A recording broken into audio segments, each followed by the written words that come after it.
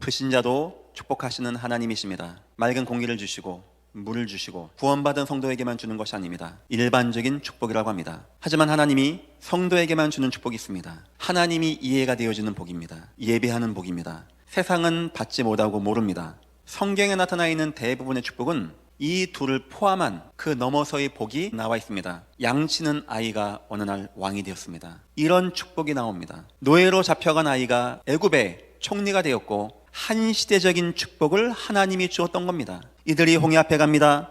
하나님은 홍해를 갈라주십니다. 불신자 같다고 대부도가 갈라지는 법이 없습니다.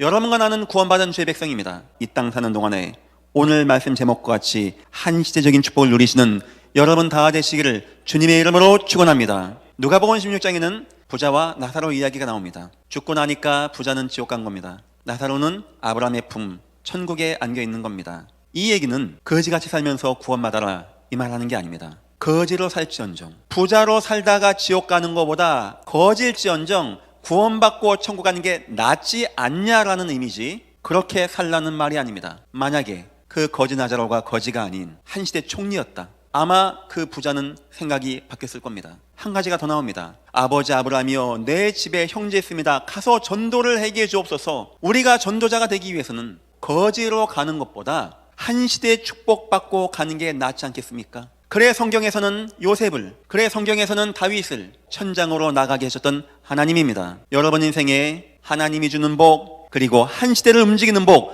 누리고 응답받는 귀한 시간 되기를 주님의 이름으로 축원드립니다. 우리의 문제는 이 시대의 정치인들 문제가 아닙니다. 우리의 문제는 우리 부모님이 나를 못나게 낳아준 문제가 아닙니다. 우리 문제는 하나님이 지금도 베푸시는 이 시대의 축복을 못 받은 게 아니겠는가? 오늘 말씀의 제목입니다. 여호와께서 시대적인 축복을 하시는 이유. 서론입니다. 성경은 이 땅에는 복이 절대 없다라고 합니다. 누가복음 10장에 한번 천장에 나가보라고 한 거예요. 전도자의 눈, 복음을 가지고 한번 나가보라는 겁니다. 당신 진짜 평안하십니까? 70인이 보고 알았어요. 어쩜 그렇게 온갖 병자, 어쩜 그렇게 마음 무너진 자 꽉 찼든지 70인이 돌아오자마자 깜짝 놀라 얘기합니다. 주여, 주의 이름이면 귀신들도 우리에게 항복하더이다. 그걸 본 겁니다. 아, 이 땅의 흑암 역사, 완전 무너지고 실패한 인생들, 예수가 아니면 안 되는구나. 예수가 아니면. 전도자이신 예수님은 현장 갔다 오셔서 세 가지 말씀하셨습니다. 첫 번째, 마태복음 11장 28절입니다. 수고하고 무거운 짐진 자들아, 다 내게로 오라. 다 내게로 오라. 여기에는 왕도 포함되어 있는 겁니다. 당신 진짜 평안하십니까? 성경은 분명히 얘기합니다. 도적이 온 것은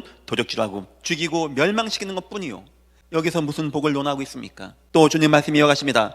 마태복음 9장 36절. 모든 성과 모든 촌 주님 다 다녀보셨습니다. 이 무리가 목자 없는 양과 같이 고생하며 기진하고 있구나.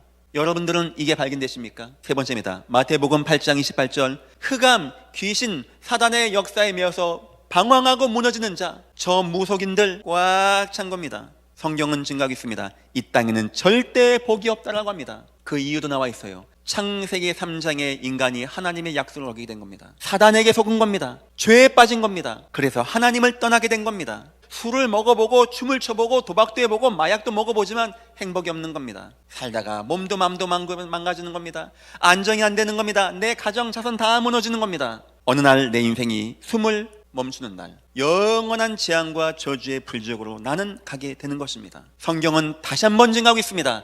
이 땅에는 참 복이 없다라고 합니다. 이 복 없는 땅에서 다윗에게 한 시대의 축복을 하시는 내용이 오늘 나옵니다.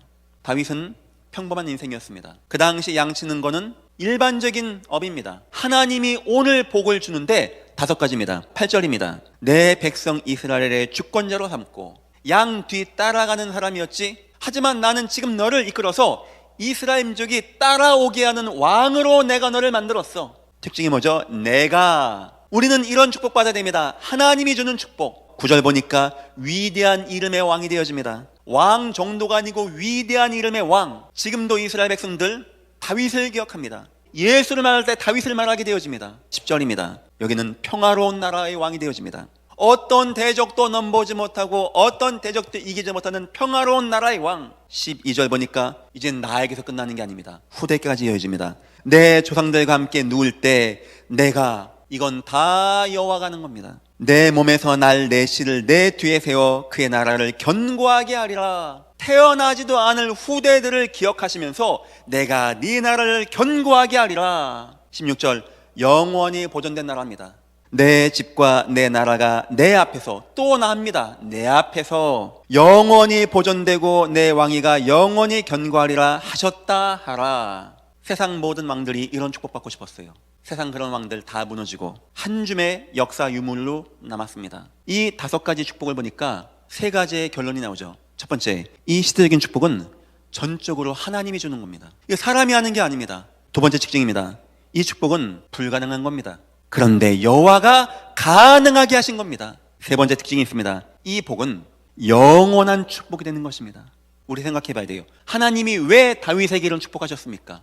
그냥 지나가다 보니까 너가 참 착하게 일 열심히 하고 양 잘 치니까 옛다 네가 받아라 하는 겁니까? 7장 1절과 2절이 나옵니다. 왕으로 궁에 평안히 살게 하실 때 나는 백향목 궁에 살거늘 여호와 하나님의 궤는 휘장 가운데 있도다. 다윗은 마음에 그게 있는 거예요. 성전. 그 밤에 여호와의 말씀이 나단에게 임하여 이르시되 가서 내 종 다윗에게 말하라 하면서 5가지 축복을 말씀한 겁니다. 자, 그래서 다윗이 선택받은 이유, 첫째, 다윗은 성전을 이해한 자였습니다. 성전은 3가지 기능을 합니다. 첫 번째입니다. 여호와가 임하는 곳입니다. 이 땅은 죄악 가운데 빠져있기 때문에 사람들은 하나님께 나가지 못합니다. 여호와를 만나는 곳입니다. 두 번째입니다. 성전은 양을 잡아서 죄 사하는 곳입니다. 우리는 흠과 티 없는 양을 가지고 와서 여기서 잡아서 우리의 죄를 사하는 곳이 바로 성전입니다. 세 번째입니다. 성전은 재앙과 죄악과 저주를 이기게 하는 곳입니다. 생각해 보십시오. 하나님을 만나게 하고 우리를 죄와 저주에서 해방하고 사단의 권세에서 우리를 승리케 하는 누굽니까?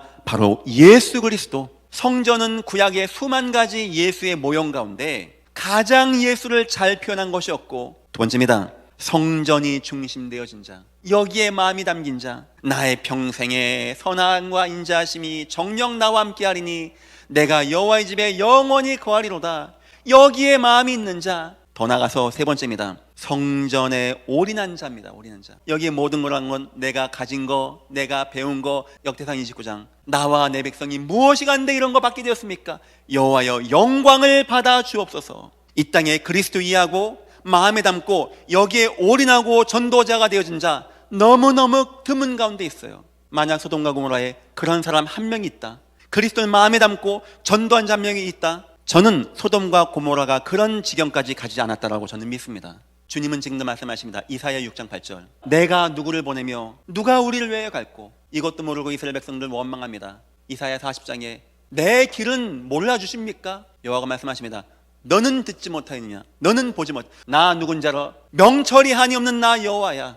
소년 장정 너 좋아할 것 같아. 저 사람들 다 자빠져. 오직 여호와를 앙망한 자는 독수리에 날개치며 올라간 같을 것이요 다른 막지라에도 곤비치 아니하겠고 걸어가도 피곤치 아니하리로다. 느헤미야, 다니엘, 요셉 다 마찬가지였습니다. 느헤미야 그 고위간직 관심 없습니다. 내 인생 마지막에 저 나라 가서 성벽 재건하는 거. 세 번째입니다. 다윗을 축복하신 이유. 첫 번째입니다. 성전 건축을 통한 복음운동을 하나님 말씀한 거예요. 한시대적인 복음운동을 하나님이 원하는 거예요. 이런 지위, 이런 왕, 이런 배경과 이런 능력 가지고 하나님이 다윗을 안 되는 평범한 아이를 왕을 만든 거예요. 왜냐? 하나님이 다윗 통하여 하고자 하고 있는 내용이 있는 거예요. 성전을 통한 복음운동. 두 번째입니다.